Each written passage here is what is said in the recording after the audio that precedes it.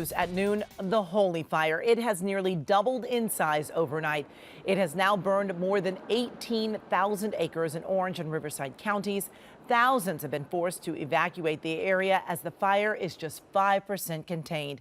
And the suspect accused of starting the fire made his first court appearance. He had a lot to say. KCAL9's Jasmine Field begins our team coverage live in Santa Ana to show us what happened in court. Jasmine. Yeah, so Amy, 51-year-old Forrest Clark did show up in court today after the judge ordered him to, saying that his attorney could not appear on his behalf. And this morning we saw that his erratic behavior continued. Take a look. So he was shackled at the waist in the cage and trying to hide behind his lawyer with the long hair covering his face. He was a no-show yesterday as he refused to leave his jail cell. He did not enter a plea today to the charges of arson and making those criminal threats, but as the judge listed out those charges, he said it's all a lie. He blurted out other things in court, like, I'm in fear to show my face in case my mother faces retaliation. I comprehend. I do not understand, though I will say yay at this time. I join. Thank you, sir. All right, then you're ordered back on August 17th. That'll be here in CJ. Now, Clark's had prior contacts with law enforcement after feuding with his neighbors for a decade. He was never charged with any serious crime until now. Near the end of last month, we learned he was put on a psychiatric hold at a hospital for erratic behavior, but then released. And sheriff deputies tried to contact him last week, but could not find him. Then on Monday, he's accused of starting the Holy Fire that scorched thousands of acres, including about a dozen of his neighbors' homes. A volunteer fire captain who lives in Trabuco Canyon says he warned authorities about Clark and his threats to burn the place down. Clark's cabin, by the way, one of the only ones in that area still standing.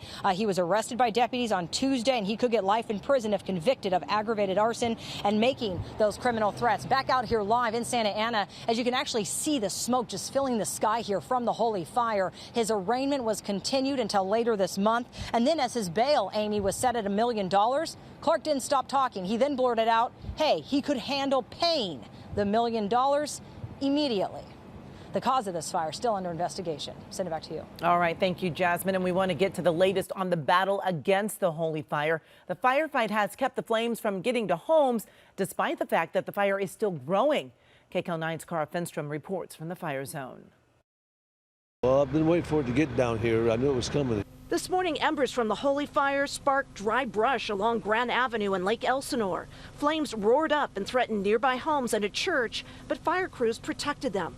The battalion chief told us firefighters have rushed between neighborhoods since yesterday afternoon. There was an Elsinore effect and a wind shift, and it caused us to take a defensive approach as opposed to being offensive. We had to pull back and focus on getting all those people out and focus on protecting their houses. In a remote area of Corona, flames destroyed this structure and a car, while separate flare-ups threatened this Lake Elsinore home. Are there any fire trucks coming?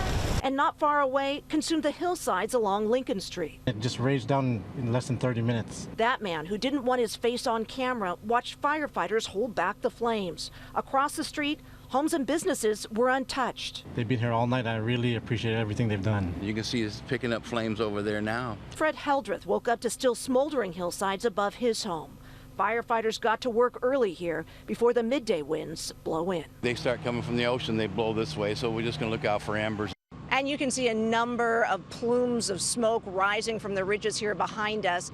Fire authorities have now confirmed that 12 structures were lost during the initial part of this fire over in Orange County. They say their big focus today will be continuing to protect the subdivisions, the neighborhoods here in Riverside County. Reporting from Lake Elsinore, Cara Fenstrom, KCAL9 News. And firefighters still have the heat to deal with as well. Here's meteorologist Craig Herrera with a check of the latest conditions. Craig, I know it's going to get cooler, but not just yet. Not just yet, Amy. In fact, the one thing we do have working for us is the relative humidity. As we go into next week, the numbers do go down as well. But here's the fire. Here's Orange County. Here's one of the neighborhoods nearby, Foothill Ranch. On the other side where Cara was, Lake Elsinore over to Riverside County. In Lake Elsinore, it is 92 degrees at this hour. The prevailing winds are out of the southwest at 7 miles per hour. hour, 27% relative humidity. In Trabuco Canyon, 87 is the temperature from one of the gauges there, where the southwest winds are also coming through at about 9 miles per hour. So a lot of the smoke at this hour starting to blow over toward Riverside County. Look at the humidity, though. That's good, 33%. We should stay at about 20 to 30% throughout the afternoon with the humidity, because a lot of it is coming right off the ocean, headed toward the fire, and then headed over inland toward Riverside County. So that's what we'll watch closely. This fire, of course, burning so many acres in a very rough terrain. Right now, humidity in Riverside at 33%. So those are some good numbers. We're going to see the humidity go up tonight as well. We'll continue with this southwest flow, which will keep the marine layer coming in overnight as well, which will help firefighters tomorrow. However, they will get a little bit of those gusty winds later this afternoon. Temperatures right now, they're a little cooler than they were 24 hours ago. We still have low and mid 90s out there today. But as we go through next week, Amy, that's when the real relief comes. Temperatures dropping quite a bit. I'll have the extended forecast in just a bit. All right. Thank you, Craig. And be sure to stay with KCAL9 News for continuing coverage of the Holy Fire. For more details anytime, just go to our website, KCAL9.com. And we have breaking news in Ventura County, where a tanker truck crash has killed a 9-year-old boy. The CHP tells us a car with 3 people inside smashed into the semi on the 118 near Balcom Canyon Road in Moore Park. A woman, a 7-year-old girl, and that 9-year-old boy were in the car. They were all rushed to the local hospitals, but the 9-year-old didn't make it. The tanker truck driver was also taken to the hospital. Right now, crews are cleaning up several gallons of gas that spilled from that truck. The 118 is closed between Tierra Bajada and Somas. A deadly mass shooting in eastern Canada. Police say 4 people are dead, including 2 officers. It happened early this morning near an apartment complex in the town of Fredericton. People say they were woken up by the sound of gunfire. I thought I heard what was somebody slamming the dumpster lid like twice. But after the first slam, I heard somebody scream. Now, one suspect is in custody who is being treated for serious injuries. This was the second mass shooting in Canada in the last 3 weeks. The United Nations is calling for an investigation of the Saudi-led airstrike in Yemen that killed more than 50 people. Many of them were children. Coalition leaders say they were targeting Iran-backed rebels who fired a missile at the kingdom. They also accuse the rebels of using children as shields in the battlefields. The U.S. State Department is calling for an independent investigation as well. Well, Puerto Rico is acknowledging for the first time that the death toll from Hurricane Maria is much higher than thought. Officials say now more than 1,400 people died in the devastating storm. That's 22 times the last official death count of 64. David Begnaud has the latest from San Juan, Puerto Rico. It has been nearly 11 months since Hurricane Maria devastated the island of Puerto Rico, and the exact death toll is still unclear. In a report to Congress requesting $139 billion in aid money, the government of Puerto Rico acknowledged that in the 4 months following the hurricane, 1,427 more people died than normal compared to the previous 4 years. We never heard you come out and say 1427 until you put this report to Congress. But it was never, maybe it's an issue of perception, maybe, but it was never meant to be secret. It wasn't secret. This is what the recovery report says. A study done by Harvard University estimated the death toll after Hurricane Maria to be between 800 and 8,000. The Puerto Rico government is waiting on a report it commissioned from George Washington University. You've paid $300,000 to George Washington University for the study, right? You've already said you didn't have a right protocol in place to get the accurate death toll. Nobody believes 64. I know you don't even believe it. Well, it's not even, I mean... It's not about believing it, it's just, getting and people say it's the official count. It's just really the count that... It's where the count stopped. It's where it stopped when we realized that it wasn't appropriate. Those 4 trailers all have bodies, some of which are decomposing and have been here for 2 to 3 years. Many of them are unidentified, and they are a part of a backlog. There's not enough personnel and not enough money here. And so the local government has gone to the federal government and asked for help, and now we're told radiologists and pathologists are being sent here to Puerto Rico to help process this backlog.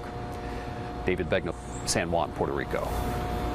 Well, federal prosecutors are winding up their bank and tax fraud case against former Trump campaign manager Paul Manafort. But today, the judge called for a recess. Special counsel Robert Mueller's team filed a complaint this morning accusing Judge T.S. Ellis III of harshly criticizing them in front of the jury. They're concerned Ellis's words will confuse and mislead the panel. Yesterday, Ellis told the jury to disregard his Wednesday reprimand of prosecutors who let a witness sit in court before testifying. The judge told them this robe doesn't make me anything other than human. The trial has resumed. Well, President Trump could have a surprising opponent in the 2020 presidential race. Newport Beach-based attorney Michael Avenatti says he's seriously considering launching a campaign. Avenatti is the attorney for Stormy Daniels, but he's also taken on clients related to family separation and has been a vocal critic of President Trump. I do think I could beat the president in a general election, and I think there's a number of reasons for that.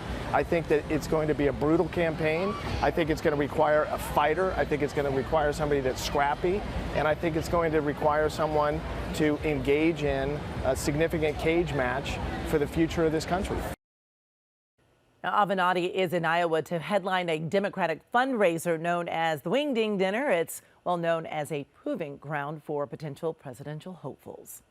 Well, First Lady Melania Trump's parents are at the center of a controversy. They became U.S. citizens yesterday using an immigration program their son-in-law, President Trump, promised to end.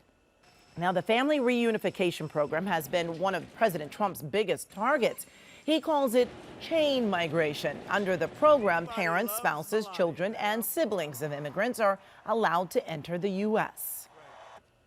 The application, the process, the interview was no different than anybody else's. This very important dialogue that we're having on immigration, this is an example of it going right. And the Washington Post reports that studies show immigrants are boosting the economy, not damaging it. Post also reports immigrants commit crimes at a lower rate than people born in the U.S. The NFL returned with a slate of preseason games, and the anthem protest controversy returned along with it. You're going to see what the president is tweeting now. And later, the Trump campaign wants you to vote on a Space Force logo. And live in our green room, musician Jonathan Butler. He's headlining the Long Beach Jazz Festival this weekend, and he's going to join us in studio to tell us all about it. That's coming up. The Dominguez Firm, justice for the injured.